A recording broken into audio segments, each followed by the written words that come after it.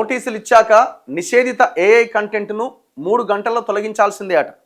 IT rules చట్టానికి సవరణ notification. So ఇంతకుముందు 36 అవర్స్ ఉండేనట, 36 గంటల్లో తీసేయాల్సి ఉండే, అది 3 గంటలకు తగ్గించారట.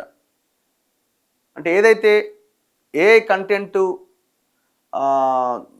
పిల్లలకు సంబంధించి కానీ కొంత వల్గర్గా ఉన్న కంటెంట్ కానీ ఏఐ కంటెంట్ ఉంటే దాన్ని కనుక ఇది రిమూవ్ చేయాలని కనుక నోటీస్ మీకు వస్తే 3 గంటల్లోపు మీరు తీసేయాలన్నట. సో 36 గంటలు ఉండి ఇంతకుముందు, అది కాదు 3 గంటల్లోనే తీసేయాలన్నట. 36 గంటల గడువును 3 గంటలకు తగ్గించిన కేంద్రం. పిల్లలపైన దౌర్జన్యం, మహిళలపైన వేధింపులు, తప్పుడు సమాచారం, సో ఇలాంటి అంశాలకు మాత్రమే ఇది వర్తిస్తుందట. ఏఐ కంటెంట్పై హెచ్చరిక తప్పనిసరి. సాధారణ ఎడిటింగ్, విద్య, డిజైన్ సంబంధిత అంశాలకు మాత్రం మినహాయింపు. ఈ నెల 20వ తేదీ నుంచి అమల్లోకి కొత్త నిబంధనలు. ఏఐతో సృష్టించిన కృత్రిమ వీడియోలు, ఆడియోలు, డీప్ ఫేక్ వంటి కంటెంట్పై కేంద్రం కొరడా జులిపించింది.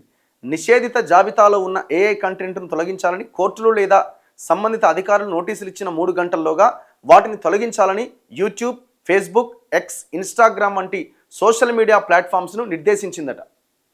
సో ఏఐ కంటెంట్ మనం ఏది పడుతుంది అది పెడతామంటే కుదరదు. ఒకవేళ మీకు గనక కోర్టుల నుంచి కానీ లేకపోతే ఇప్పుడు ఇన్వెస్టిగేటివ్ ఏజెన్సీస్ నుంచి కానీ కనుక మీకు నోటీస్ వస్తే 3 అవర్స్లో మీరు దాన్ని రిమూవ్ చేయాలన్నట. ఇక ఒకవేళ తప్పుడు నోటీస్ కనుక ఇస్తే కోర్టుకు వెళ్ళాల్సి ఉంటుంది. ఇక మనం కూడా ఇక అంతకుమించి ఏముండదు అక్కడ. అయితే దాని గడువు ఇంతకుముందు 36 గంటలు ఉంటే దాన్ని ఏకంగా 3 గంటలకు తగ్గించారు. ఈ మేరకు ఇన్ఫర్మేషన్ టెక్నాలజీ రూల్స్ 2021 చట్టానికి సవరణ చేస్తూ కేంద్ర ఎలక్ట్రానిక్స్, ఐటీ మంత్రిత్వ శాఖ మంగళవారం నోటిఫికేషన్ ఇచ్చింది. ఈ నెల 20వ తేదీ నుంచి ఈ కొత్త నిబంధనలు అమల్లోకి రాబోతున్నాయి.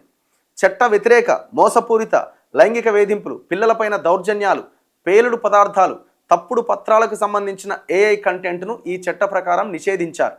ఈ తరహా కంటెంట్ను ప్రారంభంలోనే నివారించేలా ప్లాట్ఫామ్లు ఆటోమేటెడ్ టూల్స్ని ఏర్పాటు చేసుకోవాల్సి ఉంటుందని తాజా సవరణల్లో కేంద్రం స్పష్టం చేసింది. నిజమైనదిగా అనిపించేలా ఏఐతో తయారు చేసే నకిలీ ఆడియోలు, వీడియోలు, వీడియో కంటెంట్కు నిబంధనలు వర్తించబోతున్నాయట.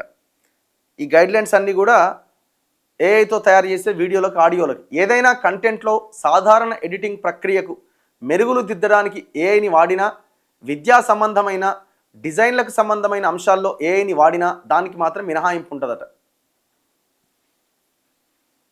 అండ్ దాంతోపాటుగా ఏఐ కంటెంట్ని కనుక మీరు వినిపిస్తుంటే, ప్రదర్శిస్తుంటే అది ఏఐ కంటెంట్ అని సోషల్ మీడియా వేదికలు యూజర్లకు స్పష్టంగా చెప్పాలన్నట. దాని మీద ఇది ఏఐ కంటెంట్ వీడియో అని మీరు చెప్పాలన్నట.